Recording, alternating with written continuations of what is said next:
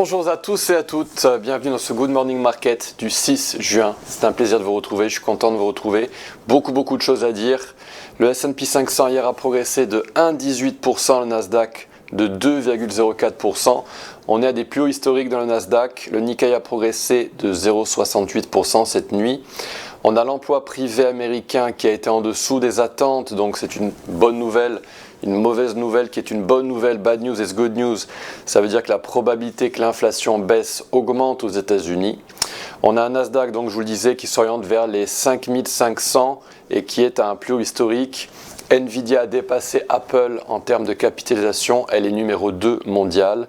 Le VIX actuellement à 13,4 a baissé hier, ce qui a alimenté la hausse dans les indices, et je vous le dis souvent, il s'oriente vers les 12 voire les 11. Cependant, on a un support de Fibonacci clé à 13.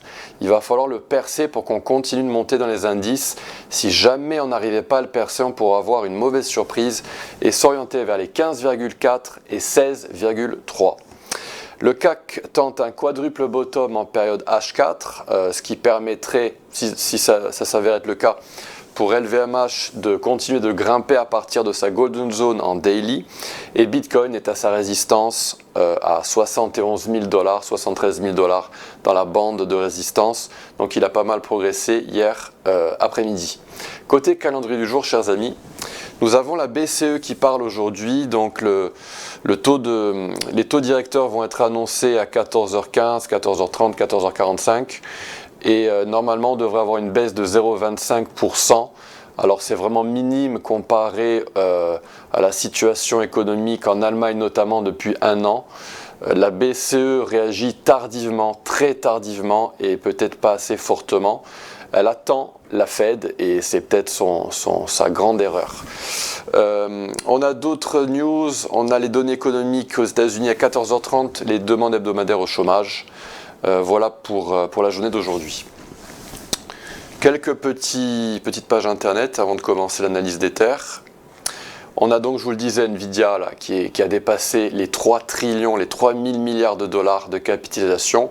Elle est passée devant Apple et la prochaine cible c'est Microsoft et après il n'y a plus que le ciel. Le Fear and Greed Index de CNN est passé doucement de la case Fear, peur, à un sentiment neutre. Il y a beaucoup de marge encore pour atteindre le haut de la zone Greed. Donc en théorie, il y a de la marge dans les indices pour monter. On passe dans X-Station 5. Je me mets en plein écran. Pour rappel, un mouvement mesuré en tendance haussière est une correction qui est achetée par une institution financière. Pour tracer mon outil du retracement de Fibonacci, je vais ici, Fibonacci, retracement, et je le trace à partir du creux jusqu'au top. Et un mouvement mesuré est tradé lorsque l'on atteint la zone des 50% à 60,8% de retracement pour ensuite cibler le retracement négatif des 23,6%. Les algos, les institutions achètent dans la boîte verte, positionnent leur stop loss sous la golden zone et ciblent le retracement négatif des 23,6%. Et ces mouvements mesurés, je vous le dis souvent, sont partout, dans tous les indices, dans tous les contrats à terme, dans toutes les commodités, y compris dans Bitcoin, dans Ether, et sur toutes les périodes. Et donc là, on va analyser notre ami Ethereum aujourd'hui.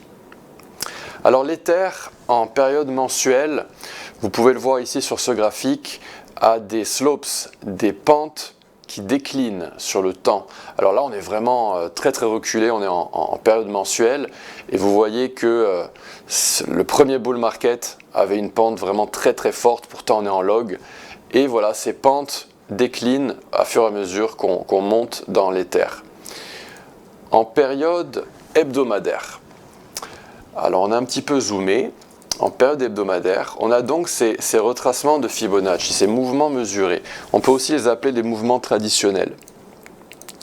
Donc je le trace, le premier, à partir du creux de 2022, jusqu'à ce aussi. On est descendu dans l'Ether, on a atteint le retracement des 38,2% que je ne vous ai pas indiqué sur le graphique, et puis on est descendu et on a atteint le retracement des 50% à 1500 $. Les algos ont acheté.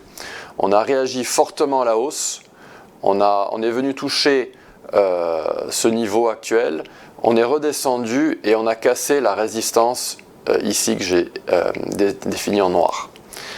On a percé, on a dépassé la cible, cette petite correction intervenait après avoir atteint la cible et on l'a cassé. Et la marque de l'Ether, c'est même quand il casse les cibles, il continue en mode retracement de Fibonacci, en mode mouvement mesuré. Donc le prochain mouvement mesuré, je le trace à partir du creux précédent, c'est-à-dire le dernier niveau où l'algo a acheté.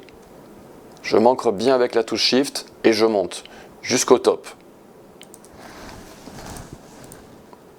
On est redescendu dans l'Ether, on est revenu au retracement des 50% à 2800 $. Et on a rebondi. On cible actuellement les 4700 $ dans l'Ether. C'est le retracement négatif des 23,6%.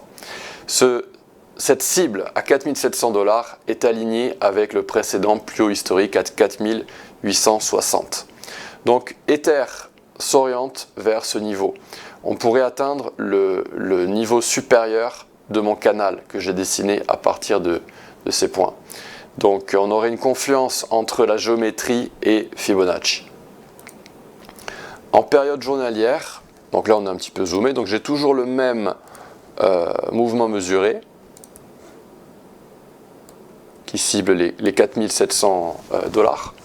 On a eu l'annonce de l'ETF d'Ether qui a permis de casser la résistance de Fibonacci. Dites-vous qu'il y a aussi des algos qui shortent, qui vendent.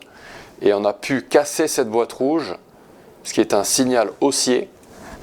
La prochaine opportunité, si elle se présente dans Ether, elle est ici.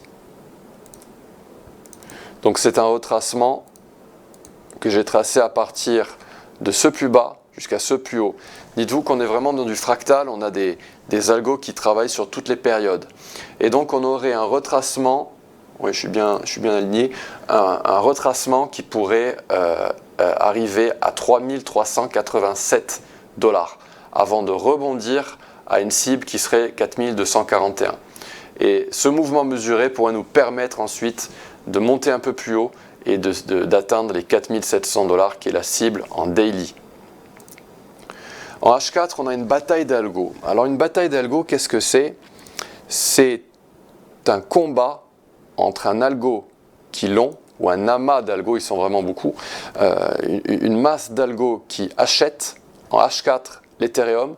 Donc ici on a les retracements à 3742 et 3689. Et c'est un combat parce qu'il y a également des algos qui shortent. Et ici on a la Golden Zone qui a juste été méchée à 2 reprises. Et Ether est en train d'essayer de casser cette Golden Zone opposée et de faire gagner les bulls. Donc il faut vraiment qu'on casse cette résistance à 3772 pour s'orienter plus sereinement vers les 4700. Opportunité à surveiller en daily, si jamais on venait à descendre, eh bien on pourrait avoir une épaule tête-épaule inversée. Ce serait vraiment une belle opportunité d'acheter Ethereum. Voilà chers amis ce que je pouvais vous dire au sujet de l'Ether. Si vous avez aimé cette vidéo, merci de la liker, merci de la partager avec ceux que ça pourrait aider. Merci de nous supporter sur les réseaux sociaux, de vous abonner à cette chaîne et à commenter cette vidéo, ça nous aide pour le référencement. Je vous souhaite une très très belle journée et à bientôt, au revoir.